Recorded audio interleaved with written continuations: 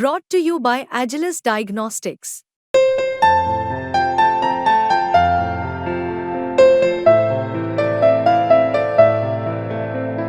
Agilus Diagnostics. Karnataka के CM Siddaramaiah को लेकर एक बड़ी खबर सामने आई है, जिससे सियासी गलियारों में एक नई हलचल पैदा हो गई है। दरअसल सिद्धरामैया पर जमीन की बड़ी हेराफेरी का आरोप लगा है और उसकी जांच के लिए एक्शन भी शुरू हो गया है। कर्नाटक के राज्यपाल थावर चंद गहलोत ने मैसूर अर्बन डेवलपमेंट अथॉरिटी जमीन घोटाले से संबंधित आरोपों को लेकर सीएम सिद्धरामैया पर मुकदमा चलाने की इजाजत दे दी है। ये फैसला आरटीआई कार्यकर्ता टीजे अब्राहम की शिकायत पर लिया गया है। इस फैसले के बाद राजनीति में काफी ज्यादा खींचातान जो है वो बढ़ गई है। सिद्धरामैया पर मैसूर अर्बन डेवलपमेंट अथॉरिटी की जमीन के आवंटन में गड़बड़ी का आरोप है। आरोपों के मुताबिक ऐसा करके उन्होंने अपनी पत्नी पार्वती सिद्धरामैया को फायदा पहुंचाया। एक तरफ जहां इस तरह के आरोप लग रहे हैं, तो वहीं दूसरी तरफ सीएम सिद्धरामैया इन आरोपों को खारिज कर चुके हैं। उनका कहना है कि सीएम रहते उन्होंने इस मामले में कोई दखल नहीं दिया था। सिद्धरामैया अगर अथॉरिटी की जमीन है तो वापस करके उतनी ही दूसरी जमीन की मांग कर चुके हैं। देखिए क्या है पूरा मामला, अब हम आपको ये समझाने की कोशिश करते हैं।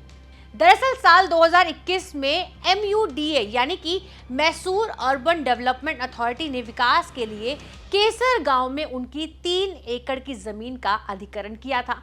बाद में मैसूर के शहर विजयनगर में उनकी जमीनों को फिर से आवंटित किया गया। दावा यह किया जा रहा है कि आवंटित जमीनों का बाजार मूल्य उनकी जमीन की कीमत से काफी ज्यादा था। अब इस मामले में राज्यपाल ने सिद्धरामैया को 26 जुलाई को कारण बताओ नोटिस जारी भी किया था, जिसमें उनके खिलाफ आरोपों के बारे में स्पष्टीकरण मांगा गया था। आरटीआई कार्यकर्ता टीजे अब्राहम ने सिद्धरामैया की पत्नी पार्वती को आवंटित मुआवजे वाली जमीनों को वापस लेने का भी आग्रह किया है, जिसमें आरोप लगाया गया है कि भूमि आवंटन प्रक्रिया के दौरान अवैध रूप से हेरफेर हुआ था। इसके अलावा सिद्धरामैया पर एक और आरोप है। कार्यकर्ता स्नेहमयी कृष्णा ने सिद्धरामैया के खिलाफ एक निजी आपराधिक शिकायत दर्ज कराई है, जिसमें उन पर MUDA भूमि को पारिवारिक संपत्ति के रूप में दावा करने को लेकर डॉक्यूमेंट्स में जालसाजी का आरोप लगाया गया है। इस शिकायत की जांच के लिए अभी राज्यपाल की मंजूरी की जरूरत है। हालांकि सीएम सिद्धरामैया ने इन आरोपों का खंडन किया है और आरोपों को राजनीति से प्रेरित बताया है।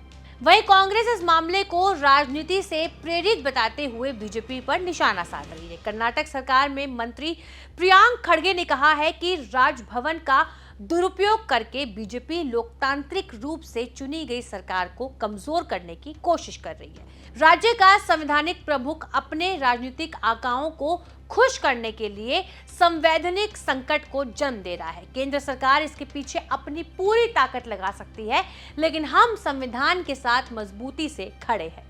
देखिए, कुल मिलाकर कर्नाटक के इस मामले ने नई सियासी हलचल को तो पैदा कर दिया है। आरोपों में कितनी सच्चाई है, ये तो जांच पूरी होने के बाद ही सामने आ पाएगा। अब देखना होगा कि आने वाले दिनों पर इस मामले को लेकर राजनीति कहां तक पहुंचती है और क्या-क्या जो है इस मामले में नए रूप सामने निकल कर आते हैं। बाकी आपकी इस वीडियो पर जो भी राय है, हमें कमेंट बॉक्स में जरूर बताइएगा। शुक्रिया।